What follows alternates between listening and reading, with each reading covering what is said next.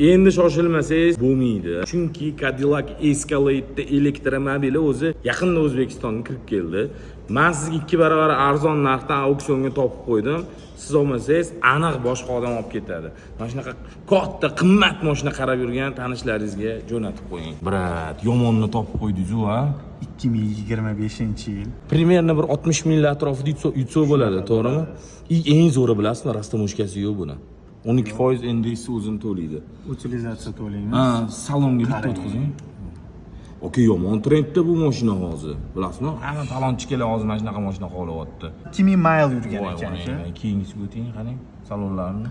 Kapitan sideniyalar bilan 680 ta ot kuchi, 736 kilometr yuradigan mashina ekan. Bu mashinani o'zi men tushuntirishim shart emas, ixlosmandlari itak biladi. Cadillac Escalade. Aka, shoshilib qoling. Bir haftada auksionga chiqadi. Bunaqa variant har doim ham chiqavermaydi. Mashina tiniq ekan.